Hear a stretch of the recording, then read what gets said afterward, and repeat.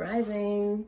It's Cecili here, and welcome to another episode of By Fibroids with Cecili, your premier source of information on eliminating fibroids naturally.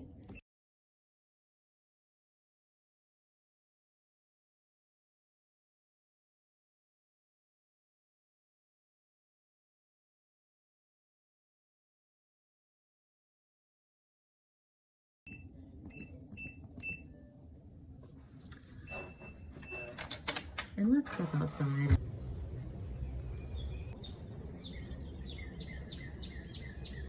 Take a listen.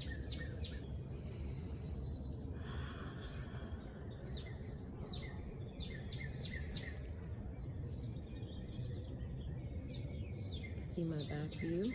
It doesn't take much to add high vibrational elements of nature to your day. You need a mental health check. One of the best things you can do is step outside, breathe in some fresh air, connect with the trees around you, put your feet on the grass, take in the natural sounds. What exactly is taking place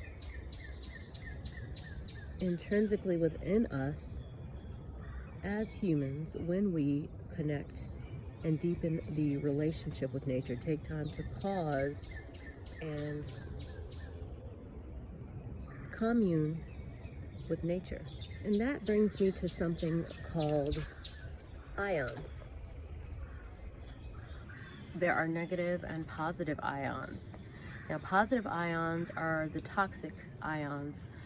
They carry a positive charge, and they actually in nature occur from strong winds, dust, pollution, and they cause a toxic reaction in the human body.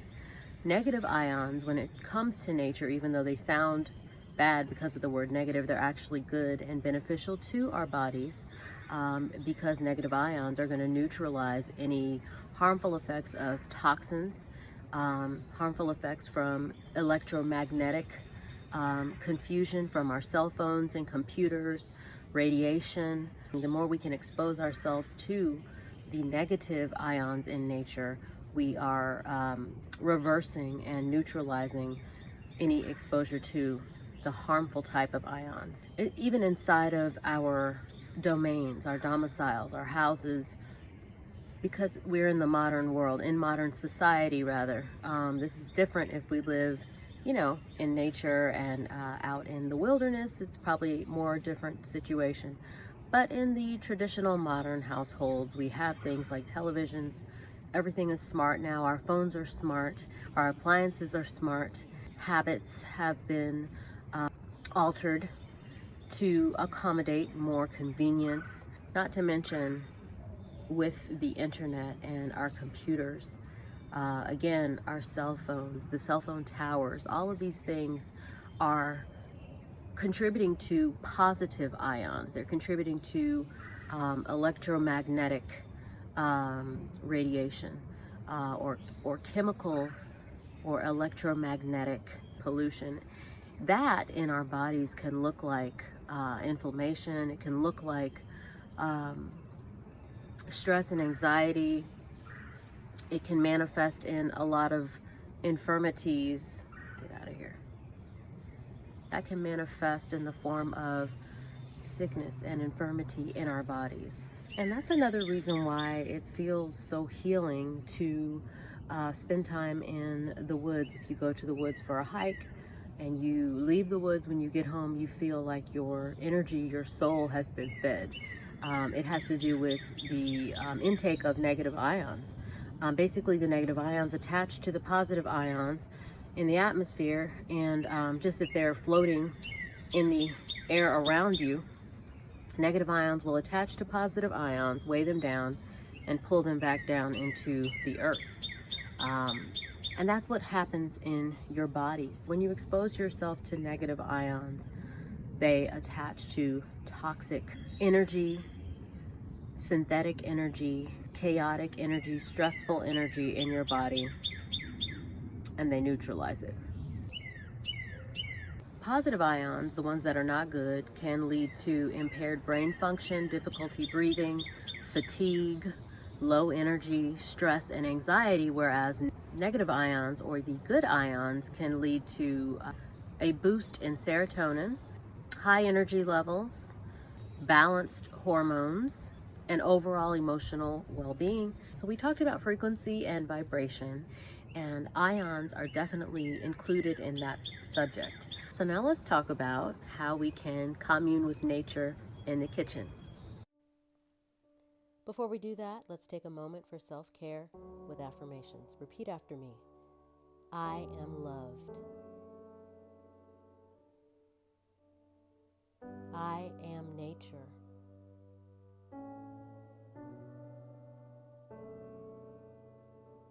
I am grateful that, like nature, my fertility is limitless.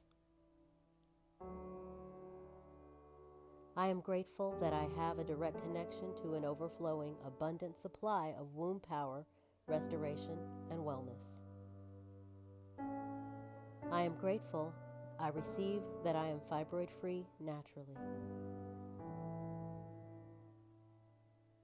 I release all doubt, I release anxiety, I release any resistance, and I happily receive my birthright to natural fibroid freedom with thankful intention.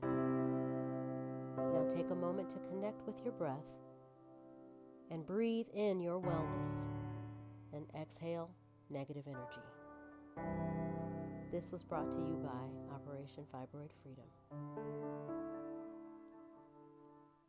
Ashe.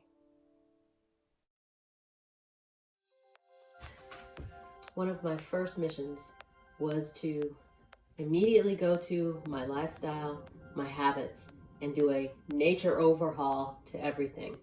So the first place that I started, you probably already know, was diet and what I was putting into my body. Basically, I did a natural makeover to my style of cooking, my style of eating, all the way down to the types of appliances that I used.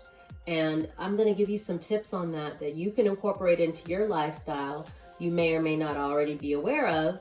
But let's go into that a little bit further to help you, because for some, this may be the one thing to push the scale into fibroid freedom for you if you have all the other bases covered.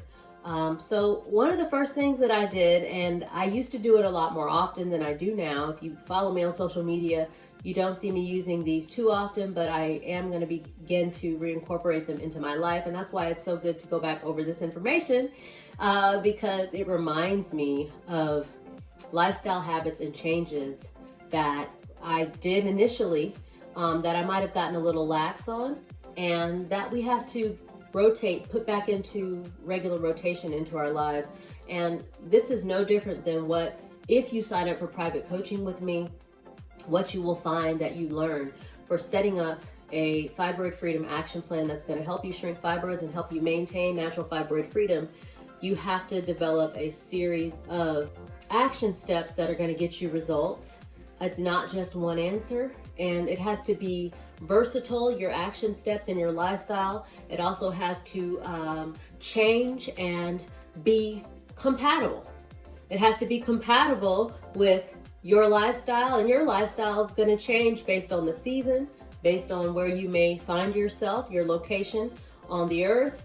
A lot of things are going to change our patterns and habits, and we have to make sure that with our plan to shrink fibroids, what we've set up is solid. And one of the main points of having a solid fibroid freedom action plan is that that plan is unshakable, whether we are traveling, whether we're commuting, whether we are in Europe, whether we are in Africa, whether we are in Atlanta, whether it's winter, whether we prepared for sun, but now it's foggy.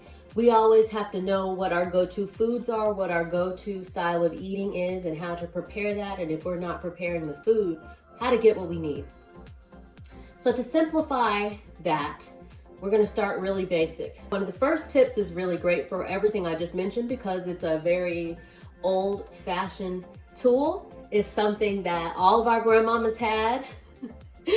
All my grandmamas, my mama, I grew up with everybody having this tool, and once I learned about fibroids, and many women with fibroids suffer from iron deficiency anemia. So in my efforts to iron out the areas in my life, the wrinkles in my life where fibroids were being fed, I was led to look at my cooking utensils and appliances. So the first logical thing that I was like, oh my gosh, grandmama, my mama had these healing tools, that these things that I would associate with going home to my grandmama's house, these things that I would associate with soul food and my mom and my family's traditional cooking, ended up turning out to be very powerful tools to help reverse fibroids as well as anemia. And the first tool that I want to mention is your cast iron skillet. Yes, yes, yes. I'll bring this up closer for you. This is an old-fashioned, good old cast iron skillet. And this is a perfect example of something that our grandmama had, or granddaddy, grandparents, and it serves a very powerful purpose when we're talking about shrinking fibroids, reversing iron deficiency anemia, as well as protecting ourselves from synthetic toxins, endocrine disruptors. Let's talk about it, okay? This is perfect. This is a wonderful tool to use. It's also versatile. You can use it to bake in the oven. You can also use it to cook on the stovetop with. But the cast iron skillet is perfect. Probably the most important reason this is a powerful tool is because it's made out of iron. And yes, it will supply that iron into your body when you use it in cooking. And that was one of the first things that I learned about in my research and studies. So I was immediately like, oh, I'm gonna start using iron. Now, if you follow me now, you know that I haven't been using iron. So I'm gonna have to get back up on my iron skillet cooking recipes. So get ready to see a lot of them. But it really does make a difference. You will be increasing your iron intake. And it's a natural, non-toxic manner. Not to mention, this is a naturally non-stick surface. It also, you'll use a lot less oil when you're cooking with a cast iron skillet. A lot of us have non-stick pots with Teflon and all of these coatings on the pans to make them non-stick and to make them more convenient, of course. Everything goes back to convenience. But if you grab an iron skillet, make sure it's seasoned properly. If anybody wants to know about seasoning an iron skillet, message me and I'll talk about that. But you just have to season it. They can come seasoned. This one came seasoned and ready to use. But these are really simple, old-fashioned tools that will help to reverse fibroids, reverse anemia, shrink fibroids, reverse sickness and disease, and also significantly limit you being exposed to other toxins, chemicals, and synthetic agents that you would have been exposed to had you used the modern pans and pots. You know, because this is iron made from the earth, it goes back into what we were just talking about previously. It's high vibrational. It contributes to your vibration staying high. It will contribute to you having more exposure to the good kind of ions, the negative ones. Remember, the negative ions are good. And it will help you to reduce the exposure to those positive ions because you're not using those toxic non-stick pans. So this is a high vibrational cooking must-have, the iron skillet. Okay, so let's do a quick recap. In order to keep your vibration in the kitchen as high as possible when you're preparing foods and cooking, you want to avoid things that have non-stick coating and go for things like cast iron, earthenware, stainless steel, ceramic, copper, and glass. And also you want to make sure you take advantage of all the opportunities to use wooden utensils, wooden bowls. Remember, glass water bottles, avoid plastics, and you should be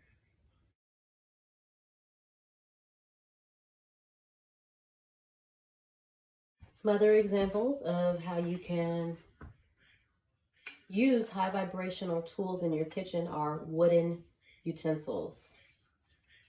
Again, they are natural materials in their purest original form from the earth.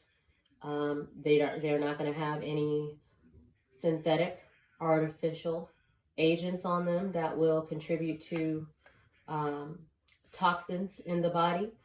And they're going to help raise your vibration because they are just pure wood. So I do recommend that you use the wooden utensils as much as possible.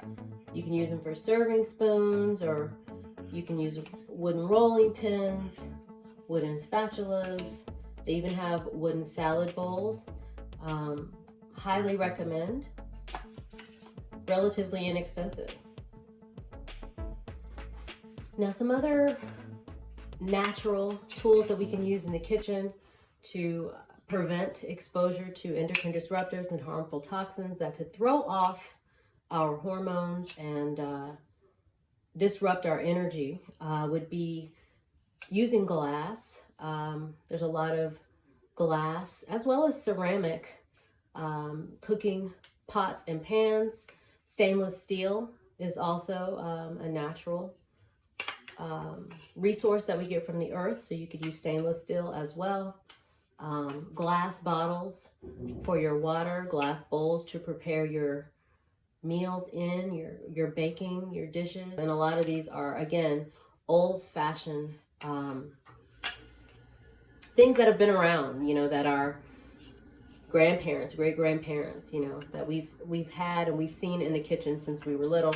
Those things are still very relevant and are powerful in you taking back control of your womb power, your fertility, and beginning to stop the exposure to these endocrine disruptors, these xenoestrogens. Let's make some alkaline vegan pizza. First is the cashew cream sauce. We're going to take about 1.5 cups of cashews and soak them in hot boiling water, just enough to cover them. Okay, we're going to make the crust, starting with 1.5 cups of spelt flour, 2 teaspoons of garlic powder, 2 teaspoons of onion powder. Then we're going to add 1 teaspoon of rosemary, a teaspoon of thyme, and a teaspoon of oregano, 2 teaspoons of agave. I also added 2 teaspoons of olive oil. Now you can use another type of oil if you'd like, avocado oil or grapeseed oil instead. And then I have water that I'm adding in small increments. I'm starting with about 1/2 cup of water, but I'm only adding it by the tablespoon, as you can see here, as I am beginning the stirring process so that I can form this into a ball of dough. So you definitely don't want to put all the water in at once. Otherwise, you'll have to counter it with more flour. Start small and work your way up until you get it to this consistency. And you should be able to form it into a ball when it's ready and pick it up out of your bowl, like so. I've already lined my pizza pan with foil.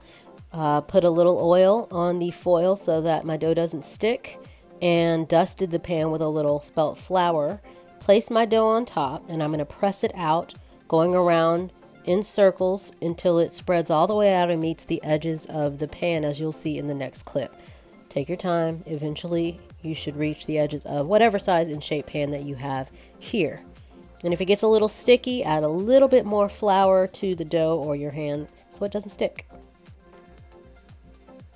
Okay, next we're going to make our fresh homemade tomato sauce.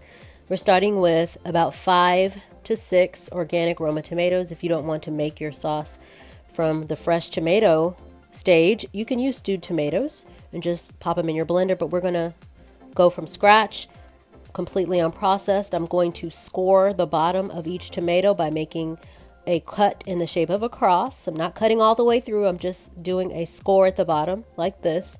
And then we're going to scald them in boiling water so that we can easily remove the skin. Again, we're making the cross here, not cutting all the way through, and you should see a cross cut at the bottom of each of the tomatoes.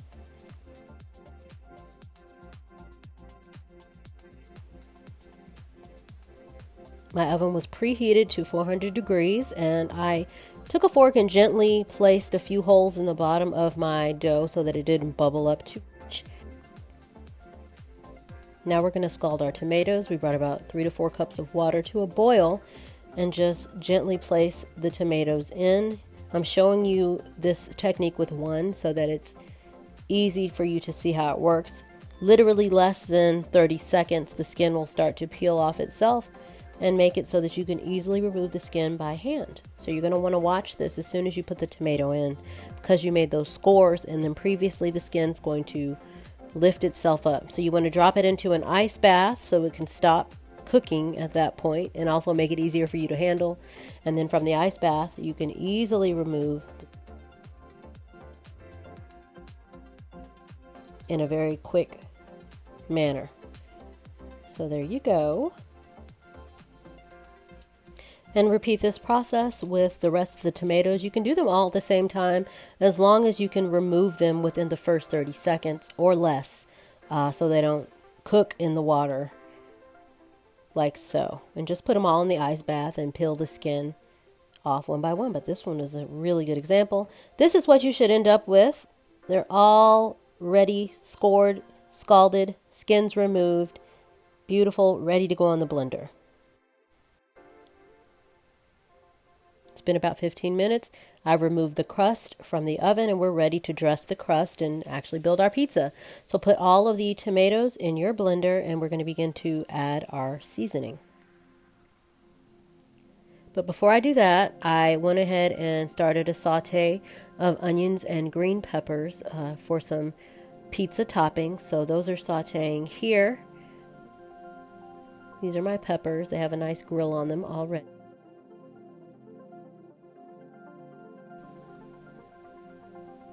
Back to the sauce. To our tomatoes in the blender, I'm adding 2 tablespoons of chopped white onion, a teaspoon of oregano, 1 teaspoon of basil, a teaspoon of sea salt, 2 tablespoons of agave, and 2 tablespoons of olive oil or grapeseed oil, whichever you prefer.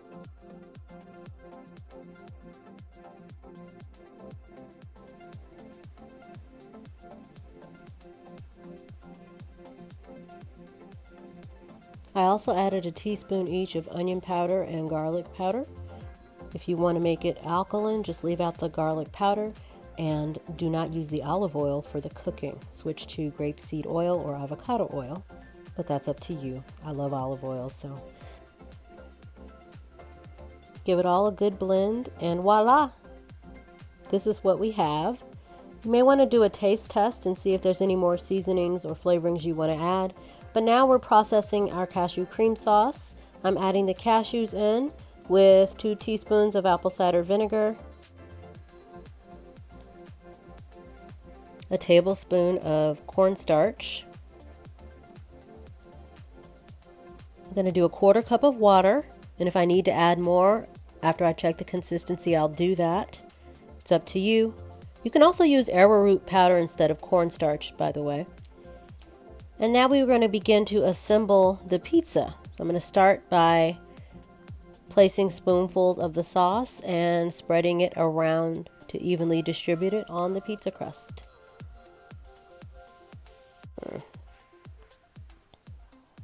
I'm a garlic lover, so as an added step, if you prefer, I went ahead and sauteed about 5 cloves of garlic in a little olive oil, so that I could add more flavoring to this pizza. Obviously, if you're alkaline and you want to make the pizza completely alkaline vegan, you're going to want to skip the oil, the garlic, and the olive oil step. But that's what I did. I'm also layering on our sauteed onions and peppers. And now this is the finished cashew cream cheese. It kind of just gets spooned and placed around the pizza. Because of the texture and the consistency, this is what we end up with. Overall, I'm pretty pleased with the presentation, considering I made the whole thing from scratch. I'm going to go ahead and place the pizza back in your oven to bake for another 15 minutes. And voila! This is your finished plant-based pizza. It's really good and very fresh. The cheese was delicious. Wasn't too hard to make. Will I make this again? Yes, I will. I'll probably add a few more ingredients. I went with what I had. I didn't think the cashew cream cheese was going to work, but it actually was really delicious.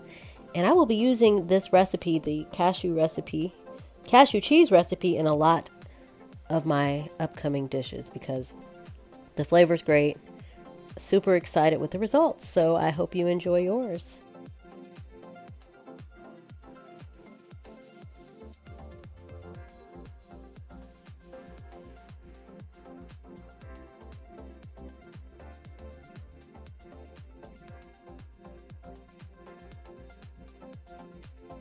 Okay, here is an actual slice of the pizza up close.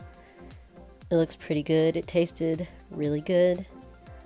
Delicious. You may want to drizzle a little garlic oil or olive oil on top to add a more authentic flavor.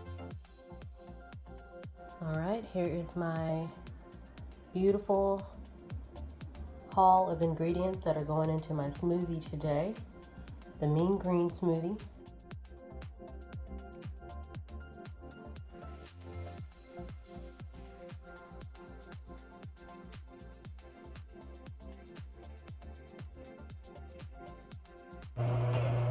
So right now, and by the way, I've already pre-washed, rinsed all of the vegetables in filtered water, and then I did a second rinsing process as a second line of defense to eliminate any excess toxins, xenoestrogens or endocrine disruptors. Sorry, I got a phone call there. Rinsed twice. And the second rinse was in a vinegar water, and I used, I'm just going to show you, Bragg's apple cider vinegar water because it's all I had, but usually I save this stuff for the detox in water as a drink. It's great for detoxing your body, boosting your metabolism, eliminating any excess estrogen, a lot of different things for this. But since I didn't have white vinegar, it's okay to use a little bit of this in water. So that was nice. You have to be more meticulous about your cutting. Spinach handful going in, smaller handful. Peace, goddess, and cheers. I hope you enjoy my fibroid elimination juice recipe, the mean green. It's a fibroid elimination, fibroid detox machine. Add it to your routine and your regimen. Let me know how revitalized, oxygenated, and empowered you feel.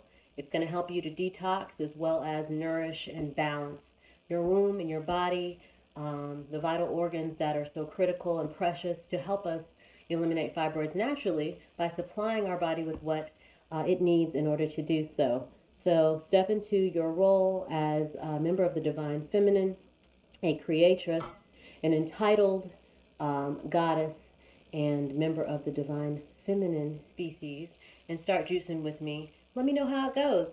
Sending you peace and healing vibes. Enjoy. Hey goddess, did you know I offered private coaching services to help you shrink fibroids naturally? That's right, you can join the ranks of myself and many other women who are now fibroid free or in the process of shrinking fibroids and on the way to reclaiming and regaining their womb power and womb energy. Go over to my website, operationfibroidfreedom.com, and click on the services tab. You're going to find that I have many packages available to meet every budget. The best of all, each of the packages are cheaper than the cost of fibroid surgery. Once and for all, sis, it's time to get it done. It's time to get laser focused about taking control of your womb power and your fertility and learning exactly what it takes to shrink fibroids.